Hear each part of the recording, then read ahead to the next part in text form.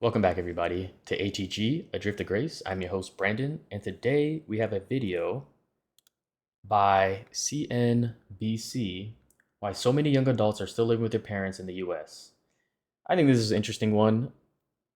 I left my parents' house when I went into military around 18 years old, and then when I got out, I went back into my dad's house. Then I stayed there till about mid-20s until I started school, and then I left. So it did help me out a little bit, get back on my feet, and I just want to see what they have to say about this. So let's get into it.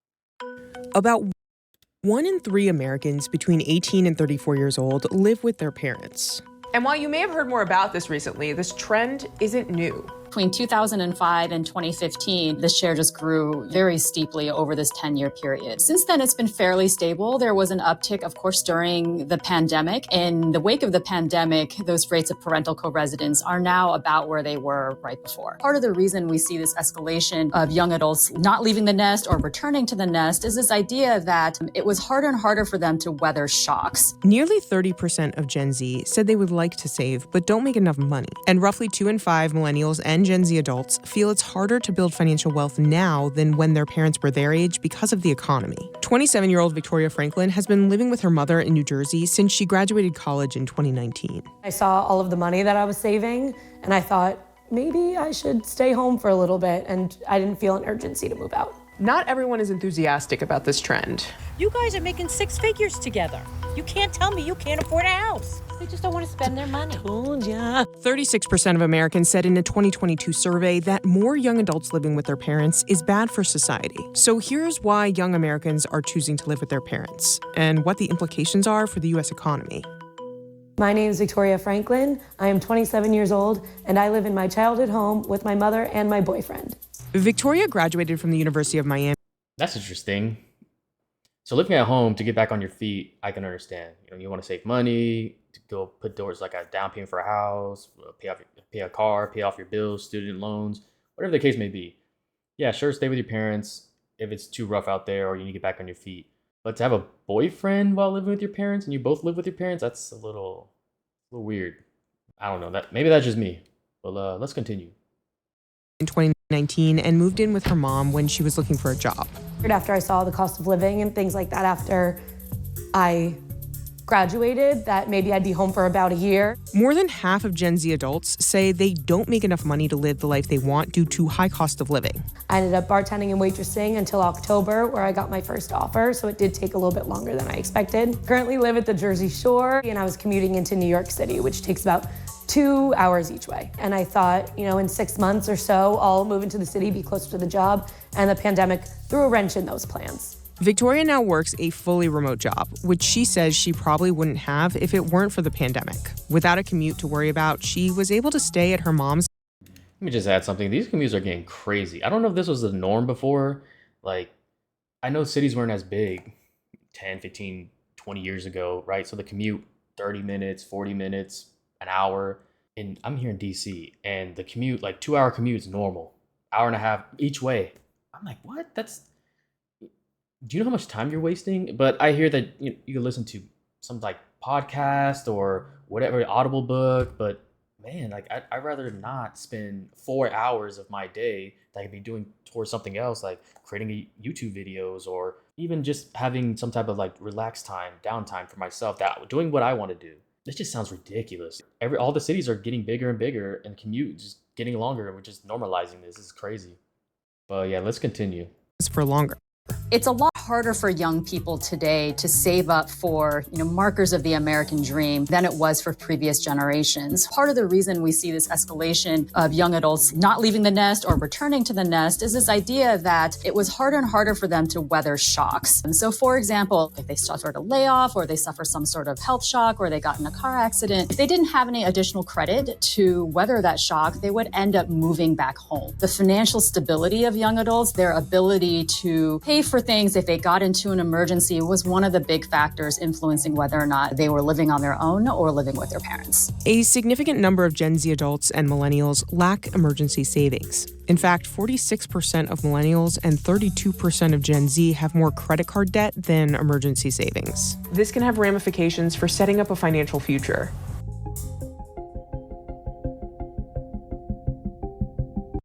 All right, I just want to preference this. Stop using credit cards to pay for everything. If you cannot afford to pay it off in full, just try not to use credit cards or don't use credit cards at all. Especially when you're young, you don't have a job, you're just trying to make it. You don't want to set yourself back even further than you are now. Then when you're trying to establish yourself, these numbers, every time I see it, it's something crazy. But yeah, let's keep going. Roughly 1 in 4 Gen Z adults say housing costs are one of the biggest challenges to financial success. The prices of homes has escalated over the last few decades much faster than actual incomes. So it is actually much harder for a millennial or a Gen Z to save up for a down payment to buy a home. And that's something that bears out in the data. The pandemic did have a lot to do with it. I saw how much I was saving and I was like, maybe I shouldn't be paying, upwards of $3,000 a month and making somebody else richer when I could stay at home, save that money, and spend it on where I want to spend it. Between my job and my bartending and waitressing, I make anywhere from $85,000 to $95,000 a year. I would say about 40 to 50% of my salary is going right into savings. My mentality is, why rent and give my money to someone else when I can start to own? And so a big chunk of that money is going to go towards a down payment on a house. Young adults ages 25 to 34 in high cost of living areas are more likely to live with their parents. Nearly 26% of young adults in New Jersey were living with at least one of their parents in 2022. The median household income in Oceanport, New Jersey, where the Franklins live, was nearly $133,000 in 2022, while the median value of a home in the region was around $644,000. My dad built this house for $350,000 and was making probably $10,000 to $15,000 less than I was. My mom wasn't working at the time, and they were able to afford a $350,000 house on a $70,000 a year salary with a son. And that's not even the American dream anymore. That's not even possible. My aunt, who I fight with all the time, is always saying how you have to give somewhere, right? And my cousin said something to her the other day and said, we're giving everywhere. We don't get property. We don't get good school systems. Whatever we're trading off is too much to trade off. Victoria had brought up some conflict with her aunt a few times. Oh, this is my Aunt Judy. So I asked Aunt Judy to come on over and talk to us. I talked about how much we fight about millennials, yes, but millennials living at home and how you always say, well, you have to sacrifice something, but how much we're sacrificing. Like, we don't get like a big property, or we don't get like a nice house, or it's not in a good school system. You have to start somewhere. You have to start anywhere. Just start your portfolio is what I told you. I don't care what it is. You don't have to live in Oceanport your first time. No, but you were able to live in Oceanport the first time. Okay, I guess it was different times. Gen X and baby boomers may have a tougher time understanding. That's so funny. Just hearing that we're kind of lazy in a sense, that we need to work harder, and the salary hasn't kept up with the cost of everything. How they were to, like she just mentioned, how her parents were able to support a whole family off of $70,000 a year, house, kid. And it's a nice house too, he built it. And they think that that same lifestyle can be attained today just through hard work, and how they did it back then. And today it's like you need 2 salaries just to make it. It's hard to make them realize just how much everything has gone up in price, to where that 70K, I remember when I was in high school, if you made 50K, you're well off.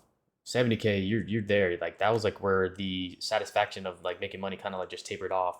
Now 70K is just like, hey, you're surviving. But out here in DC, you need to make 6 figures in order to be comfortable. I think it was like 112 or 120K out here to be comfortable.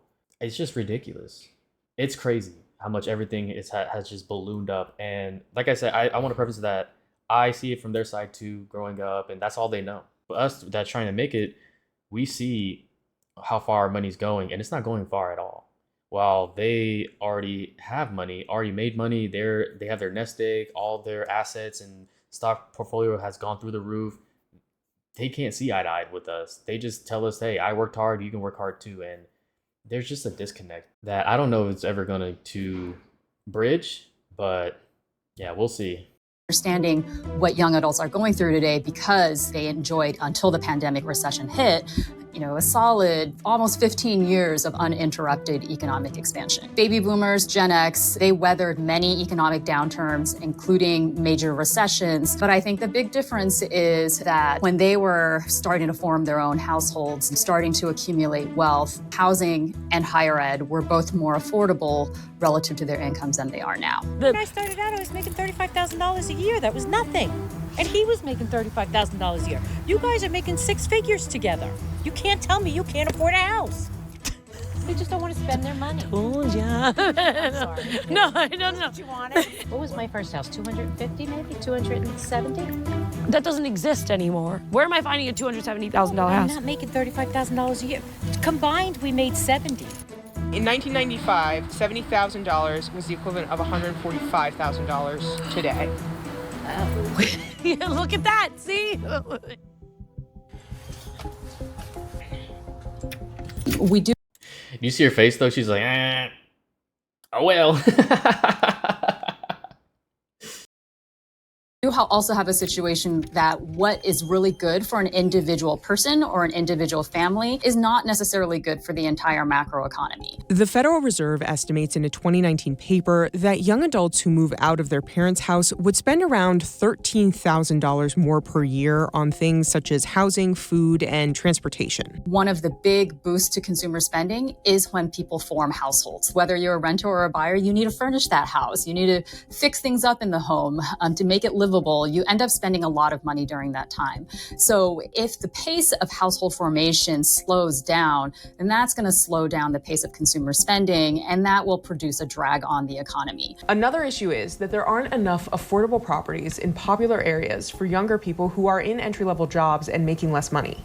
Any sort of housing policy needs to be multi-pronged. Are there homes that are at the price point of these prospective home buyers? What can we do to increase the housing supply? What can we do to build? What can we do to help? Yeah, I want to add something to this. I think I heard or read somewhere that before there were like starter homes were smaller and now they're like bigger, or the norm of them now are bigger. It's either that or the upcoming generations want to have a big house for their first house. They don't want to start off with a smaller home. They want to have what their parents have, and they end up buying too much house at a young age. Yeah, just wanted to add that. Continue. Help elder Americans to help them downsize and move into more right-sized homes that will open up larger homes for young families. So I think one alone is not really going to do it. We've got to look both at demand as well as supply. The other major factor here is how much student loan debt young Americans have.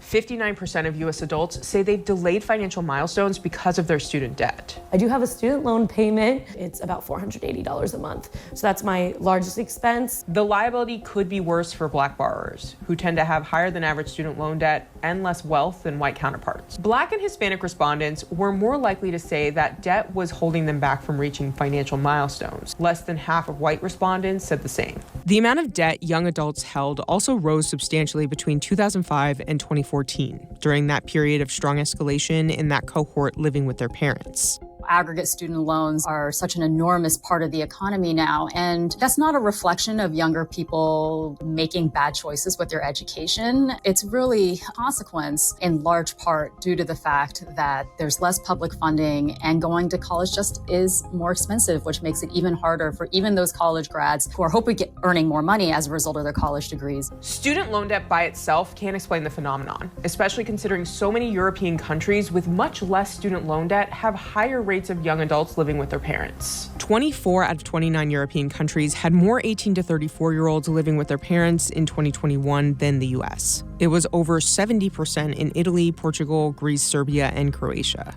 My boyfriend is Brazilian, and multi-generational homes are very common in almost everywhere else in the world, except in the United States. So I'm just taking a page of their playbook. The Americans are probably the only people that they're not multi-generations in one house.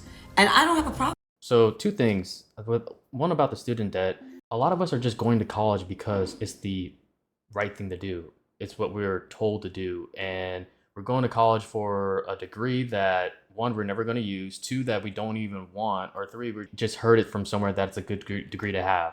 Going to college, you really need to ask yourself, why am I here? What exactly do I want to do for a career? And do some labor market research. How much is that getting paid? how many jobs are available in your area. And if you're willing to move, how many jobs are available in those cities that you want to move to? You got to do the research before. Go to a community college first to save some money and then transfer to a 4-year college. That's what I did. I saved a lot of money doing that.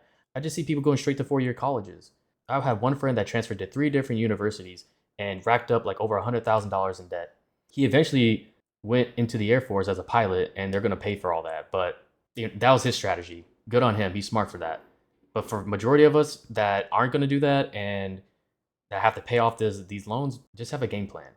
And 2, yeah, this generational family homes, us as Americans, we become so individualistic to where we just want our own things. As soon as we're out, we want to hurry to leave the nest so we can get our own stuff, get our own house, car, do our own things.